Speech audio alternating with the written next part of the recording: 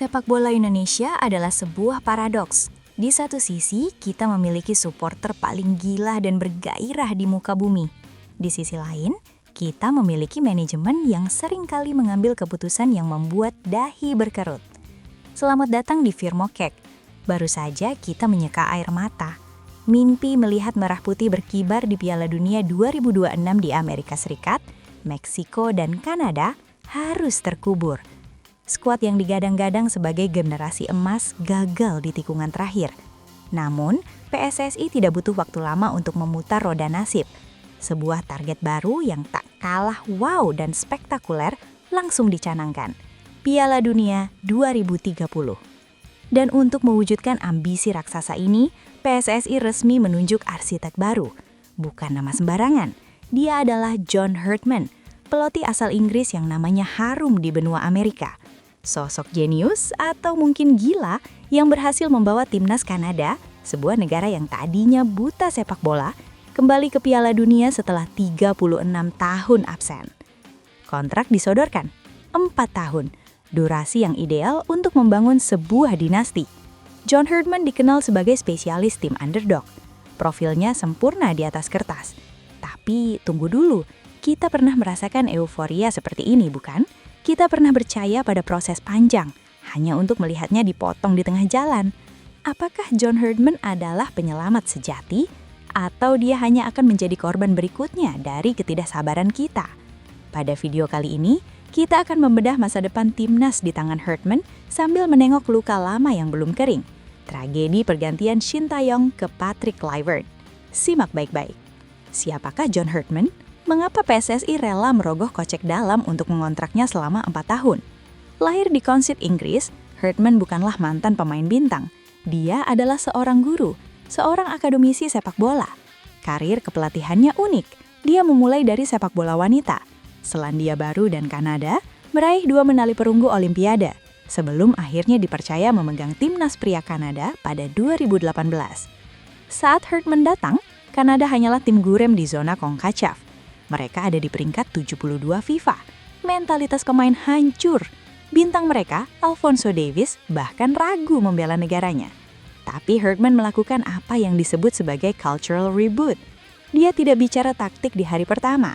Dia bicara soal brotherhood atau persaudaraan. Dia menyatukan pemain imigran dan lokal Kanada menjadi satu unit tempur yang mengerikan. Hasilnya, Kanada lolos ke Piala Dunia 2022 sebagai juara grup kualifikasi zona CONCACAF, mengalahkan raksasa Meksiko dan Amerika Serikat.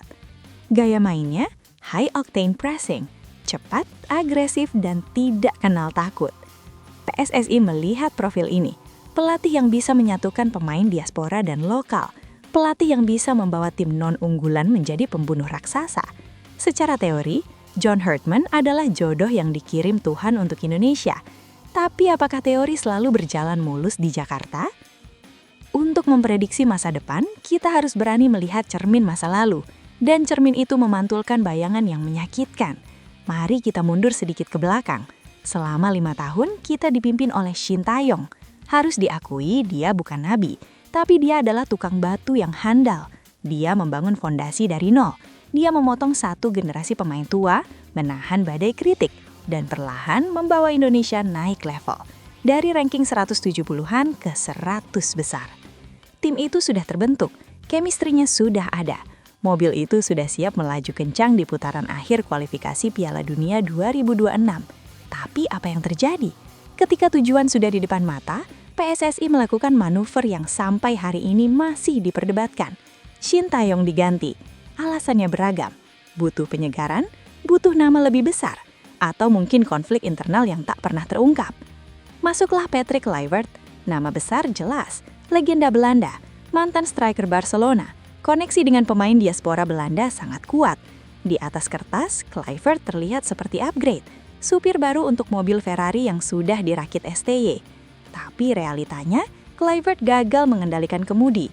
Waktu adaptasi yang mepet, ego pemain yang mungkin tidak cocok, atau ketidakpahaman Kluivert terhadap budaya sepak bola Asia, membuat mesin yang dibangun STY selama 5 tahun macet di tanjakan terakhir.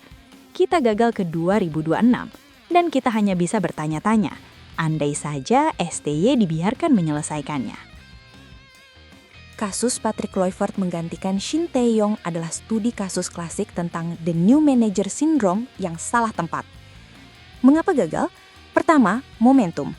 Sepak bola bukan matematika. Mengganti pelatih di fase krusial, kualifikasi akhir, merusak ritme. Pemain yang sudah hafal instruksi A dari STY tiba-tiba dipaksa belajar instruksi B dari Kluivert dalam semalam. Kedua, cultural shock. Patrick Kluivert mungkin legenda di Eropa, tapi melatih di Asia dengan segala drama non-teknisnya membutuhkan lebih dari sekadar lisensi WFA Pro. STY butuh 2 tahun untuk paham karakter pemain Indonesia. Kluivert dituntut paham dalam 2 bulan. Itu mustahil. Sekarang, pola pikir ini yang berbahaya. PSSI seolah berpikir bahwa pelatih bintang adalah jaminan mutu. Padahal, pelatih sistem seperti STY atau Hartman lah yang dibutuhkan timnas berkembang.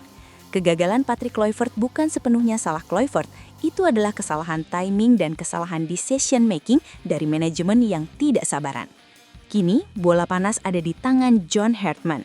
Kontraknya 4 tahun, targetnya Piala Dunia 2030. Secara profil, Hartman lebih mirip Shin Tae-yong daripada Patrick Kluivert. Dia adalah builder, bukan manajer instan. Tantangan Hartman sangat berat. Trauma pemain, dia mewarisi skuad yang baru saja patah hati gagal ke 2026. Dia harus memulihkan mentalitas mereka. Tekanan publik, bayang-bayang STY masih kuat. Jika Hartman kalah di beberapa laga awal, misal di Piala Asia atau AFF, apakah PSSI akan panik lagi? Isu diaspora. Patrick Kluivert gagal meski dia orang Belanda yang dekat dengan diaspora. Hartman orang Inggris Kanada. Dia harus membuktikan bahwa pendekatan The Brotherhood-nya bisa menyatukan JIZS dengan talenta lokal lebih baik dari Kluivert. Hartman membawa gaya main yang sangat menuntut fisik. Apakah fisik pemain Indonesia sanggup? Di Kanada, dia punya Alphonso Davies yang larinya seperti kuda. Di sini, dia harus mencari Davies baru dari tanah Papua atau Maluku. Sejarah, kata orang bijak, adalah guru yang terbaik. Tapi sayangnya, muridnya sering kali bebal. Penunjukan John Hartman adalah langkah brilian secara teknis. Dia adalah pelatih kelas dunia yang terbukti sukses membangun tim underdog. Target Piala Dunia 2030 adalah mimpi yang layak diperjuangkan.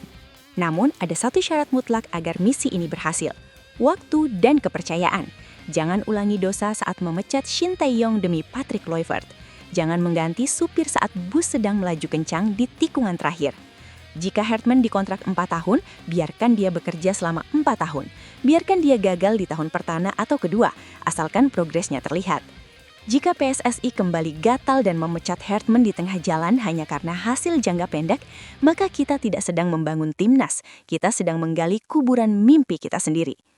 Selamat bekerja, Coach John Hartman. Kami titipkan mimpi 270 juta rakyat Indonesia di pundakmu.